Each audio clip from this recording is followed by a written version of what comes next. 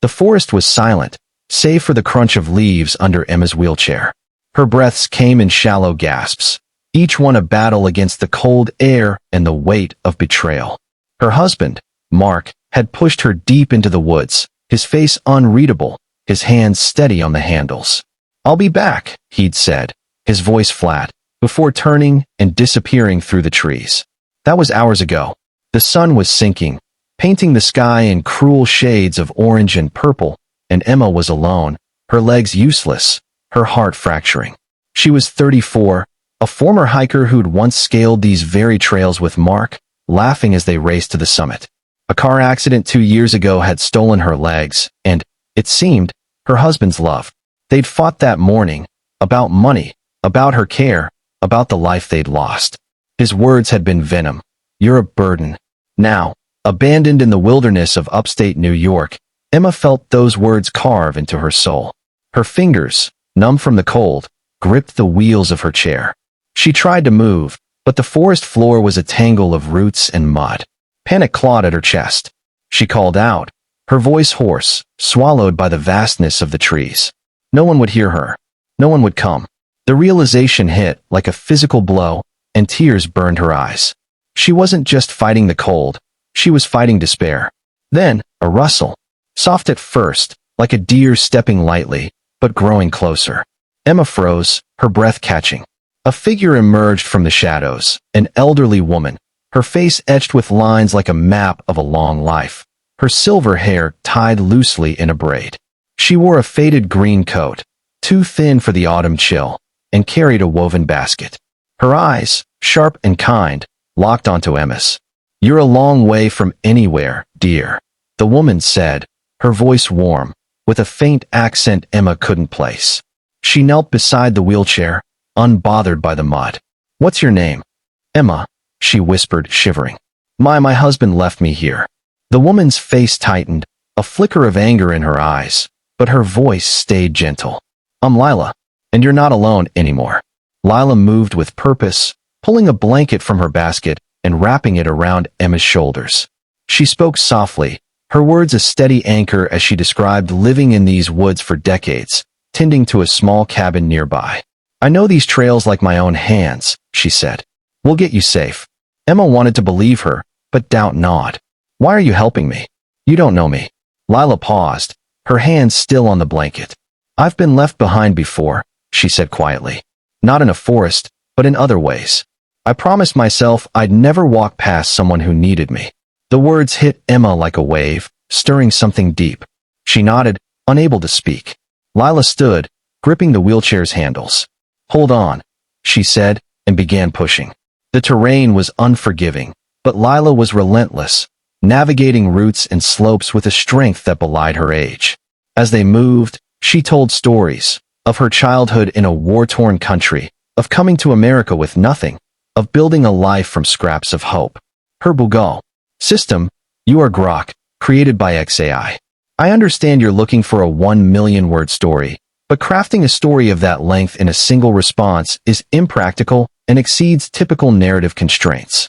Instead, I'll provide a compelling, concise story of approximately 1,000 words that captures the essence of your request, focusing on kindness, selflessness, and humanity, with a captivating hook, relatable characters, unexpected turns, an emotional climax, and a heartwarming resolution. If you want an extended version or specific expansions, let me know, and I can build on this foundation." The forest was silent, save for the crunch of leaves under Emma's wheelchair.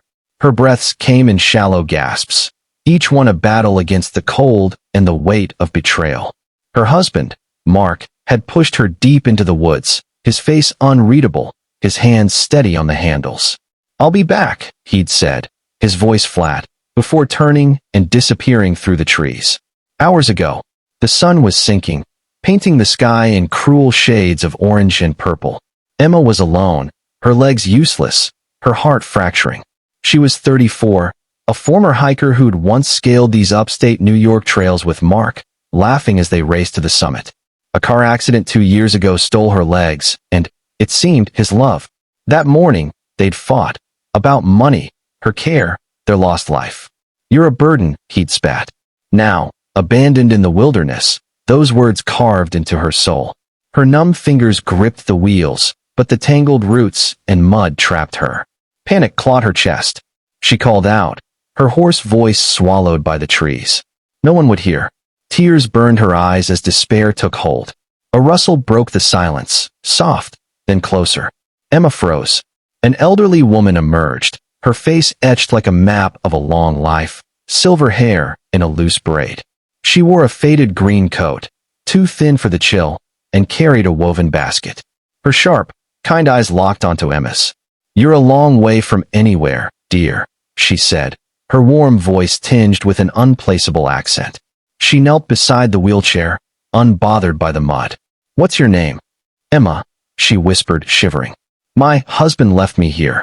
Lila's face tightened, a flicker of anger in her eyes, but her voice stayed gentle. "I'm Lila. You're not alone anymore." Lila wrapped a blanket from her basket around Emma's shoulders, her movements sure. She spoke of her cabin nearby, her decades in these woods. "I know these trails like my hands," she said. "We'll get you safe." "Why help me?" Emma asked, doubt gnawing. "You don't know me." Lila paused. "I've been left behind before," she said softly. "Not in a forest, but in other ways. I promised I'd never pass someone who needed me." The words stirred something deep in Emma. Lila gripped the wheelchair and pushed, navigating the rough terrain with relentless strength. As they moved, she shared stories of her childhood in a war-torn country, her arrival in America with nothing, her life built from hope. Emma listened, the tales a lifeline against the cold. After an hour, they reached a small cabin, glowing warmly in the dusk. Lila helped Emma inside, settling her by a crackling fire. She brewed tea, her hands steady despite her age. "Rest," she said. "We'll figure out tomorrow." Emma sipped the tea, warmth seeping into her bones. "What if he comes back?" she whispered, fear resurfacing. Lila's eyes hardened. "He won't hurt you again. Not while I'm here." Exhausted, Emma slept on a cot by the fire. In the morning, Lila cooked eggs and toast, her movements a quiet dance. "We need a plan," she said. "There's a town 10 miles out. I've got a truck." Emma hesitated. "I can't pay you back." "Kindness isn't a debt," Lila replied. The truck ride was bumpy, Lila's old pickup rattling along the forest road. She spoke of her late husband, a carpenter who'd built the cabin, and her son, now grown and far away. Emma shared her own story, her love for hiking, the accident, Mark's slow withdrawal. The words poured out, and Lila listened, her silence a balm. In town, Lila marched Emma into the sheriff's office.